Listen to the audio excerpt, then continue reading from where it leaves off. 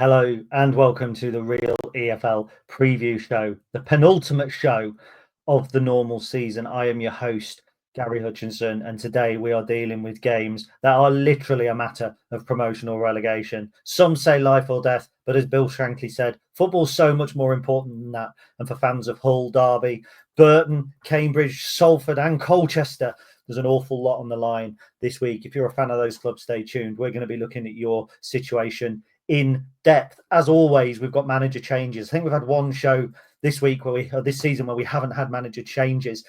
So we'll be discussing all of those as well. Please remember to like this video.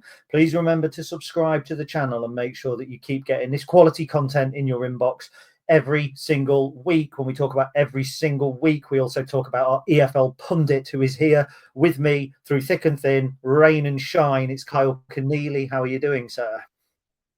I'm doing very, very well, thank you. I cannot wait for this weekend. I feel like Monday watching Lincoln was a little bit of a distraction from everything else that was going on around the EFL. I had constant notifications come through on my watch during the games of everything that was happening elsewhere. But watching a 6-goal thriller was probably welcome at any other point of the season, but it felt like so much was happening at Lincoln, and yet all my watch was doing was constantly going off, telling me there were goals everywhere else and how stuff was changing. It was a massive Monday, and I cannot wait for these games this weekend because they are absolutely huge.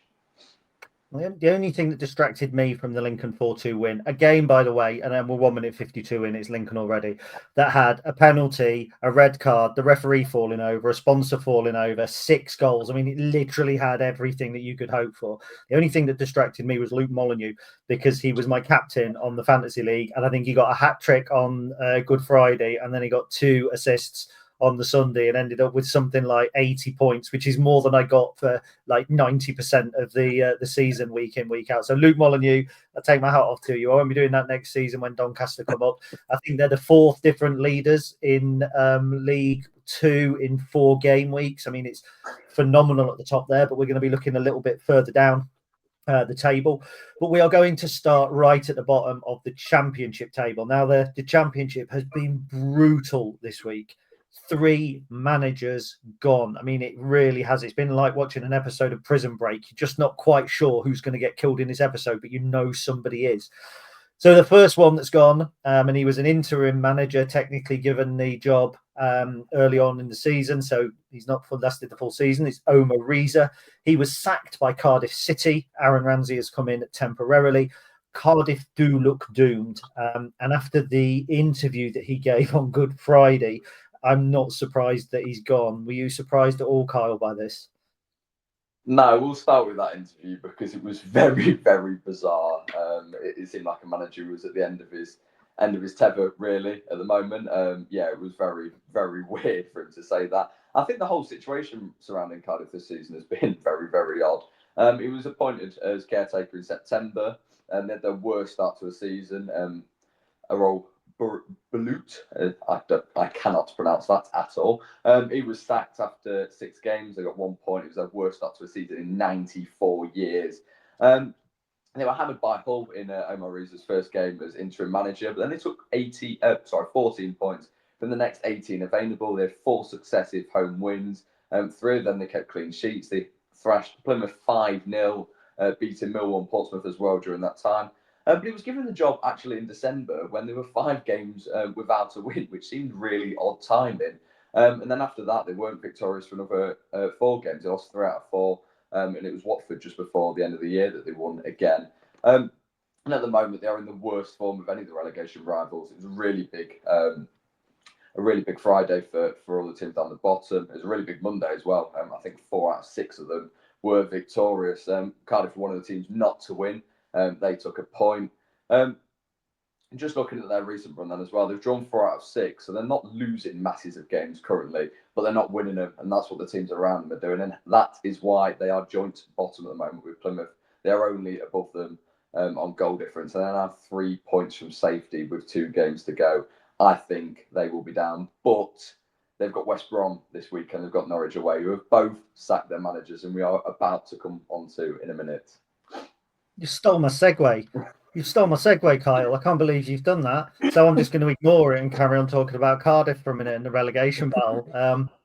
Because yes, Cardiff and Plymouth look like they are in desperate trouble. They could realistically claw themselves back to catch Luton or Derby. But Oxford and particularly Preston might just be looking over their shoulder a little bit. Preston now only 3 points from Luton Town. They've lost 4 and drawn 2 of their last 6 games. So there could be. They were another that made an early managerial change that hasn't particularly gone their way. So they could get dragged into it. Now, while Cardiff made an earlier managerial change, both Norwich and West Brom did not. We will go to West Brom first because actually they were having a really good season until their manager, Carlos Corberán, left just before Christmas, I believe, or just around New Year. Tony Mowbray come in. It's fair to say it was an emotional appointment, I think, rather than a sensible one.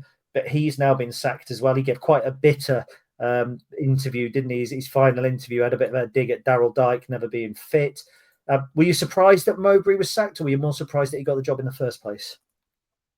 Yeah, I think it's a little bit of both. Obviously, Carlos Corberán has done really, really well. He's really highly rated by West Brom fans, and he's gone on to do really well at Valencia. I think they are at the 4th best form. The last time I had a look since he'd taken over in the Liga, so he's obviously gone on and taken a really big job. I think it's his hometown as well, which the reasons there make perfect sense for that. He managed West Brom back in 2006. They reached the playoffs. They won the championship whilst he was manager, reaching the FA Cup semi-finals as well.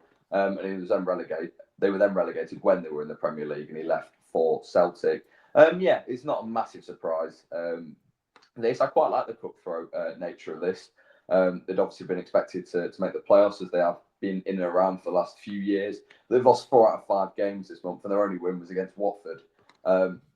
Lost the last game in March as well against Norwich, who were rapidly fading down the table, and they had 3 draws before that. So when you actually look at them draws as well, they've drawn against Leeds and Burnley, both away from home. So the signs weren't exactly there. And if you look at the teams actually in playoff contention on Monday, the majority of them lost as well. So there was a chance, there was an opportunity for West Brom to sort of take advantage, but they haven't done at all. And they're now 10th in the table. They are 6 points adrift of the playoffs with 2 games to go. They will not be playing in the playoffs. And interestingly, their games remain in a really, really big because they have Cardiff and they have Luton to play, 2 relegation-threatened sides, and that is following the 3rd of them teams they played. They lost to Derby on Monday by 3-1. I think Tony Mowbray was quite unlucky to not really have Josh Madger available at all. He's been out since early January and obviously scored a lot of West Brom's goals. But even so, you would expect the Baggies to be in and around the top 6. They're not. Many expect them to be in and around the top 3, challenging for that promotion spot. So it's no surprise that Mowbray has paid with his job. I think they'll still be back next season. They've got a decent squad. One team that certainly would have expected to be up around the playoffs are Norwich City, and they have also got rid of their manager, Johannes Hoff-Thorup. Jack Wilshere has gone interim there. Now, they're actually only 7 points off relegation, so they are safe, but safety would only have been confirmed for them this weekend. They were never really in relegation doubt. But Norwich City, they've got a bit of a Premier League history. They're considered one of the better sides in the division. They've probably pulled the trigger at the right time to get a new man in, ready for the summer, but it's back to the drawing board for one of the Championship's perceived big guns. Yeah, and they're heading for a 4th successive season in the Championship, which is their longest stint in 20 years. They've obviously been a bit of a yo-yo club between the Premier League and the Championship for the last for the last decade, really. This one was a bit of a left field appointment when it happened. Obviously, they had David Wagner in charge last season. He reached the playoffs, had a 0-0 draw against Leeds, and then they lost 4-0 when he was sacked after not getting promoted. That's something that Leeds did not do, and obviously they went and got promoted this week alongside Sheffield United. If you look at his games in charge, he's only won 13 Championship games, 14 out of 47 across all competitions. So this one hasn't worked out at all. And as you say, they're now 13 points adrift of the playoffs. They're only 7 above the bottom 3. As you mentioned, they've lost 3 in a row, 4 of the last 5. 6 out of 8, however you want to say it, they are in really, really poor form. And obviously, they are massive scorers as well. You look at the players up top they've got. You've got Borja Sainz, who obviously in the early parts of the season was firing on all cylinders. Josh Sargent as well, I know he's out for injury. And they had that little bit of a run, I think, in November when they were suffering massively. I remember watching them against Sheffield Wednesday, and I think they had plenty of players out. It just hasn't gone right for them this season. And as you say, it's back to the drawing board for Norwich come the summer. Yeah, I thought Hotthorpe was quite an odd appointment anyway. One season at Nordjylland, I think it is, in the Danish Superliga. But the Championship felt like a big step up. That's no disrespect to Danish football, but the Championship's packed with heavyweights. So I think it was always a risk. They were hoping to find that next young coach. He's 36. He'll be back. It has feelings of Villas Boas, I think, when he stepped up at Chelsea, when he was still a youngster and a young manager. I think Hofthorpe will be back. He will learn from this, but may not be back in the Championship. But you look at the likes of Daniel Farker, who've kind of been young, come in, and are now doing particularly well. I think there's still a future for him. Interestingly enough, Russell Martin is the 2-1 favourite to take over at Norwich. Former Norwich player, sacked by Southampton, but obviously got a good record of coming through the divisions as well. Do you think he would be a good solid appointment for the Canaries? Interestingly, that was the only managerial odds that I had a look at before, so I'm quite glad you pointed that out. You've got Will Still on there as well. I think there are a couple of other interesting names. First, I'd just like to say that all these players are obviously ex-Premier League. You've got Aaron Ramsey, an interim charge at Norwich. You've got... it's Jack Wilshere, an interim charge at Norwich. His ex-Arsenal teammate Aaron Ramsey is at Cardiff, and then it is James Morrison, I believe, at West Brom.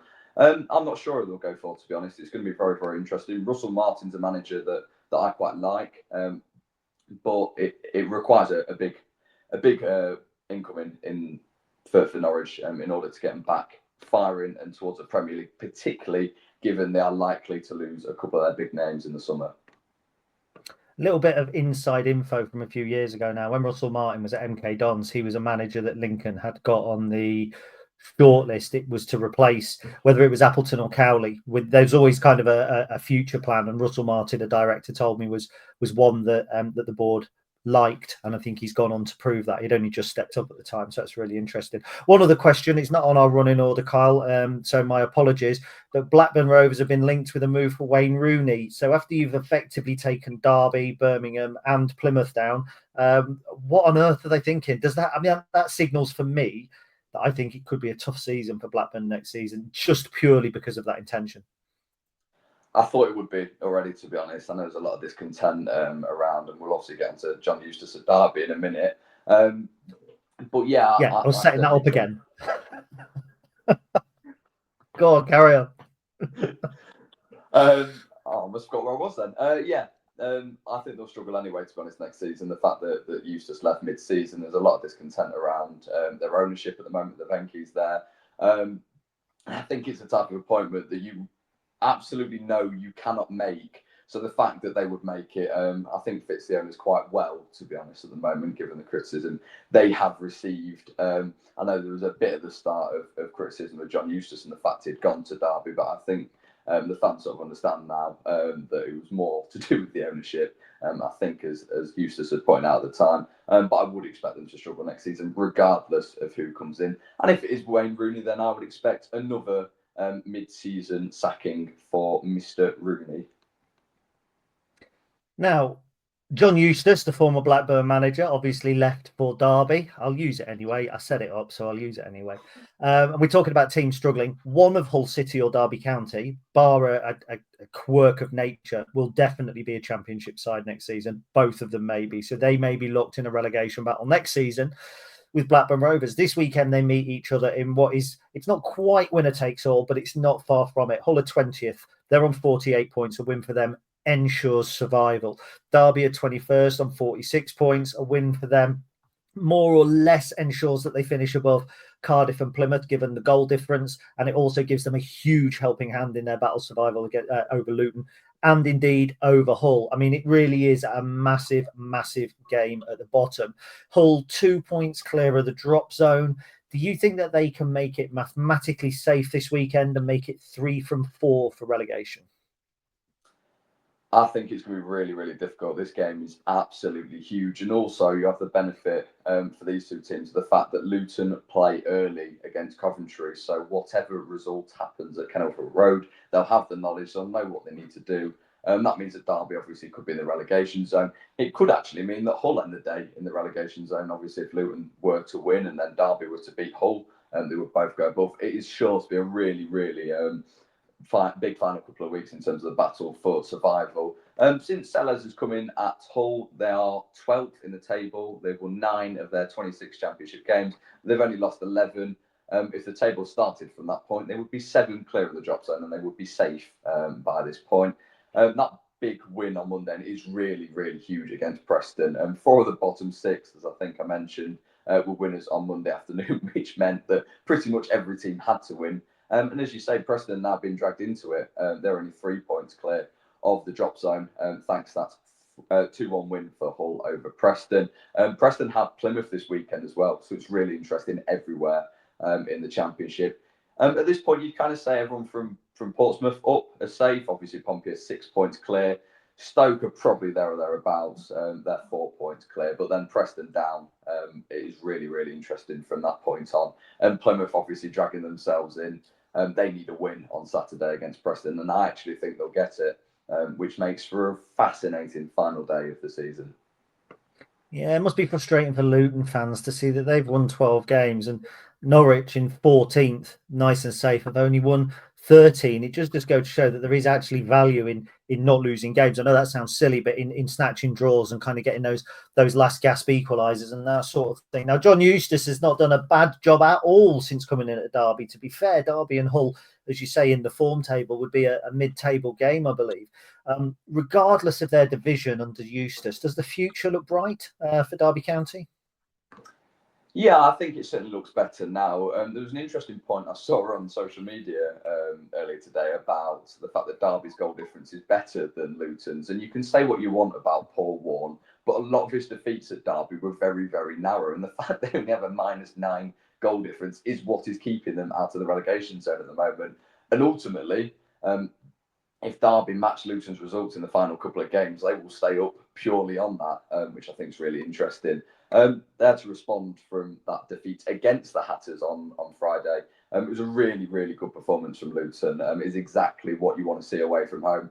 Bodies on the line. Mark McGuinness was absolutely superb. They were really, really good, as I say, against Derby. I watched that game. They were excellent. Derby just struggled in the first half. They were better in the second. They had the chances. They didn't take them. But that is what they did on Monday. As I say, with all the clubs winning, it was absolutely crucial that Derby got a result. And there was a little moment when West Brom pulled a goal back. There was a few nerves, but off came Nathaniel Mendes-Lang off the bench. I think he scored within about a minute coming on. It was a really, really good goal as well. And as I mentioned, Derby would also be safe. They are 13th since John Eustace took over. 17 points from 12 games. They would be 6 clear of the bottom 3. They would only be 5 points off the playoffs. I know it's a very small time period to make a championship table based on that, but it is still true there. You look at their results this month as well. They've not been quite as good as them 4 successive wins, which ended with a defeat at Swansea. They also beat Preston in that time, which has resulted in the fact that the Lily Whites are down there at the moment. They had a 0-0 draw against Burnley. One of the few sides, I think, probably taken points off them in both games this season.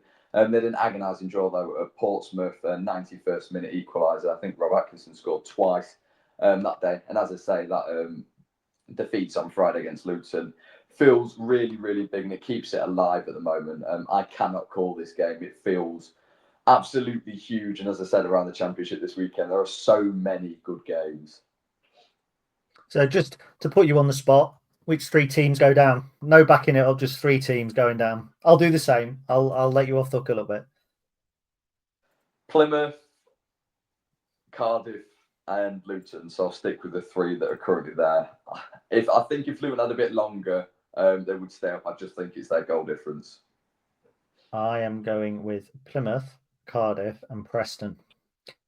I think Preston are going to get dragged into it, and I think all the other teams in and around the bottom are in form, and you do not want to be that team out of form like Preston are with 2 games to go, especially not Plymouth fighting for their life can get the win. Bristol City still with something to play for as well. So I think that could be difficult. Right, let's drop into League One. We're happy to do so, unlike the teams that we've just been talking about.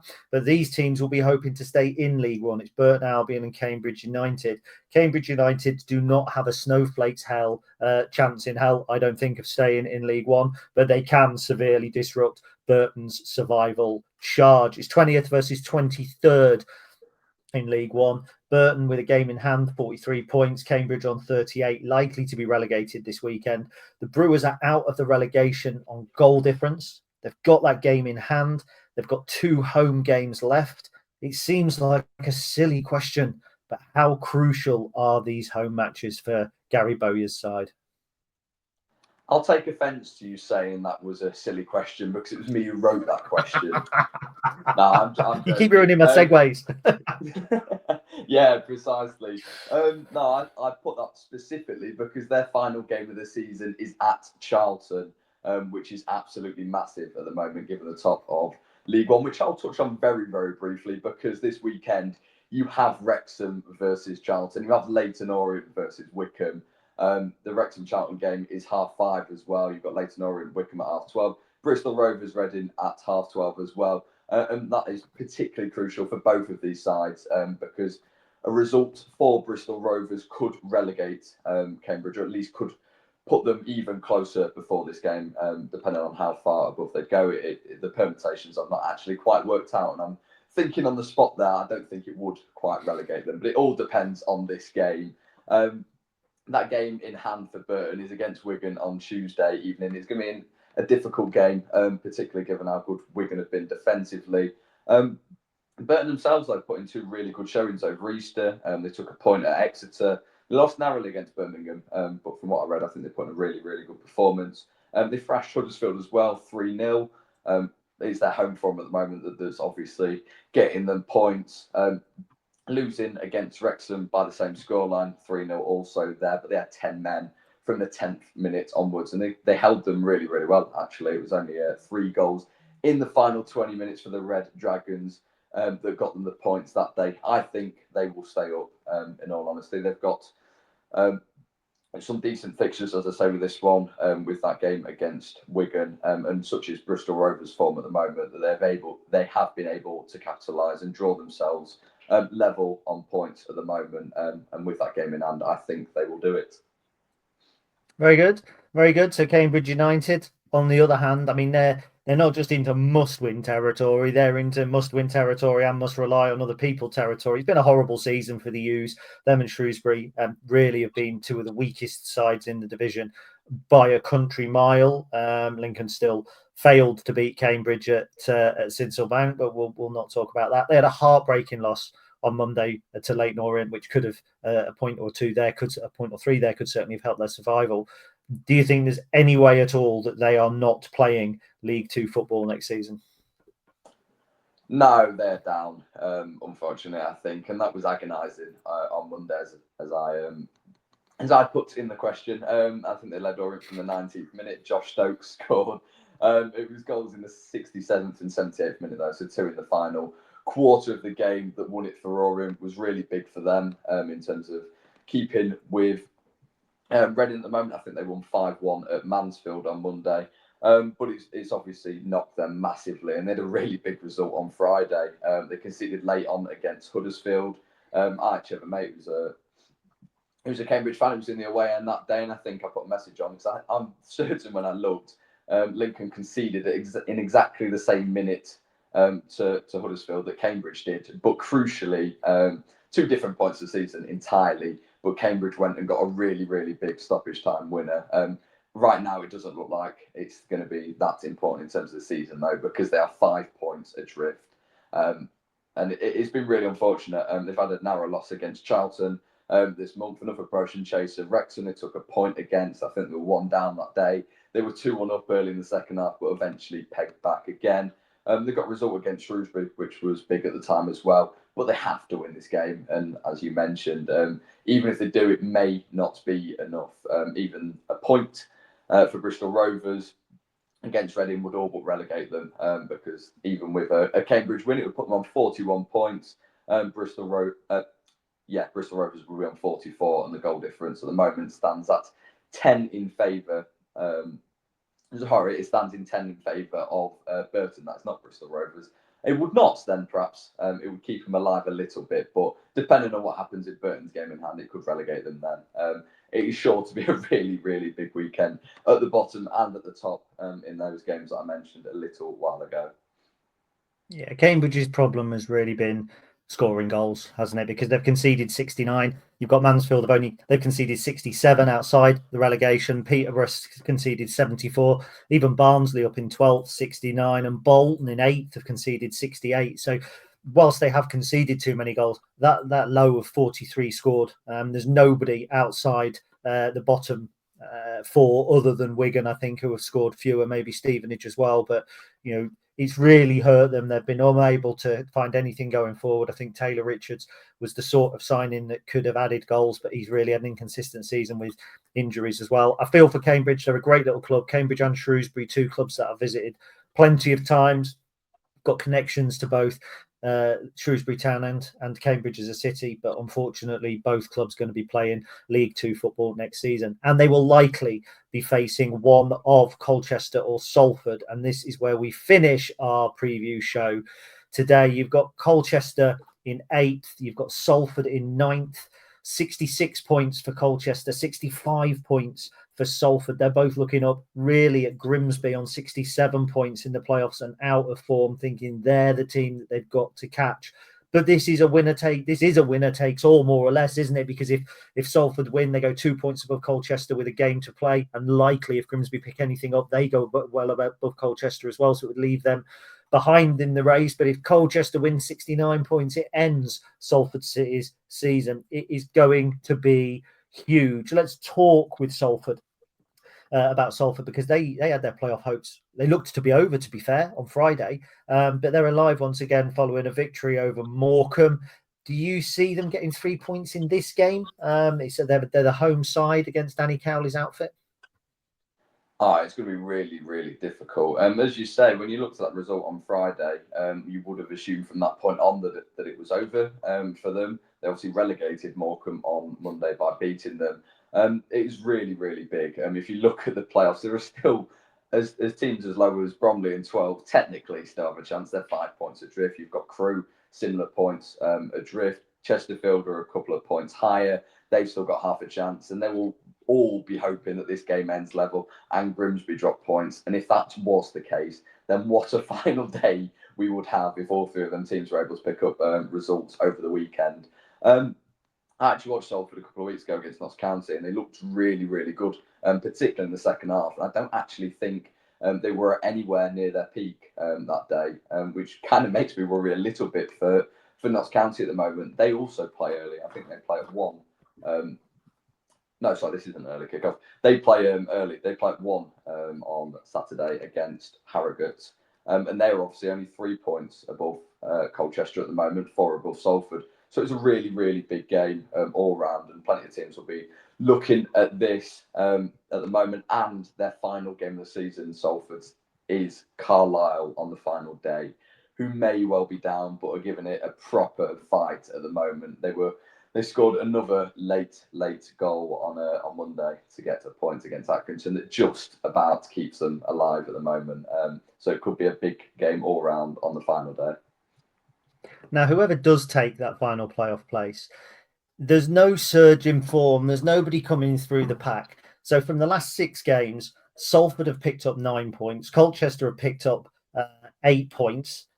Grimsby have picked up 8 points, and Notts County have picked up 7 points. I think Chesterfield have even picked up 9 points as well. So from 10th to 6th, the form has been absolutely beige. I mean, the form has been the magnolia of the playoff world. Not one of those teams seemed to really want it. And that's after Colchester surged through the division and were even tipped by me to make automatic promotion. Now, they were comfortably beaten at Doncaster on Monday, but they are in touch with the top 7. They're aiming for Grimsby Town. They've got them in their sights. Can they reclaim that playoff place in the lunchtime kickoff? I think they will. To be honest, I back them now. They'll be hoping to avoid one of Bradford or Doncaster if either team in the past. I think Doncaster are probably set for the title now, but there is a potential that they could play Bradford if they finish 7th. And obviously, if Bradford finish 4th or even in the final, it's too difficult to call at the moment at the top of the table. And I think they will do so because of Grimsby's form. And Grimsby actually beat Colchester. It was just after Bradford had thrashed them, 2 defeats on the spin. You were worrying a little bit. But if you look at Grimsby's results since, they've been very, very unconvincing. They were 2-0 up against Port Vale on Monday. They conceded twice late on. Exactly the same happened against Harrogate a couple of weeks ago. Even later that day, they were winning 2-0 until the 85th minute and conceded twice in a few minutes to draw. And then that game on Good Friday, Ian Holloway returning to the Mariners and winning 4-0. It was a really, really big result. It was a result that saw Colchester actually move back into the playoffs until Grimsby picked up that point on Monday. As I say, though, I think it is purely Grimsby's sort of lack of form at the moment. Colchester have looked like they turned it around a little bit. They've won 2 out of their 4 games since that defeat against Grimsby, but that big defeat to Doncaster on Monday leaves them a little bit wobbly at the moment. They play Barrow on the final day, do Colchester at home. That's sure to be a really, really big game, depending on what happens this weekend. And I will just quickly touch on the top because what a weekend in the early games. You have Doncaster playing Bradford. There is AFC Wimbledon against Port Vale. They are both 12:30 kickoffs. Huge games. You've also got Walsall against Accrington. Walsall denied really late on against Newport on Monday. Accrington taking that point. They're not quite safe. Even Tranmere versus Crewe is crucial at the top of League Two. It's just a really, really good season all round, and I cannot wait for the final day of the League Two season. No, and that final day, when you think about the playoff race, Salford, Carlisle, probably Carlisle have little to play for by then. Colchester, Barrow have little to play for. But I think Grimsby, if they got Wimbledon on the final game of the season, and I think Notts County host Doncaster, who could be chasing the title. So actually, it's a bit of a shame that Colchester and Salford are playing each other, because if they weren't taking points off each other this weekend, they would probably be in pole position to sneak in to the top 7. So that is our roundup. But before we go, I want Kyle to tell me which 4 teams he thinks are going to be involved in the League Two playoff this season. I am taking, obviously Walsall are there already, so it's really from 3, isn't it? And I assume you'll say Wimbledon, but which other 3 teams will join? Yeah, so I will say Walsall and Wimbledon. I think them 2 are probably just about okay. So that means the top 3, as they are, I think will go up. From there, I think Notts County will just get over the line, but I think Colchester will take that final place, or may even finish above Notts County, depending on what they do in the last couple of games. Painfully, I'm actually going to go with Grimsby.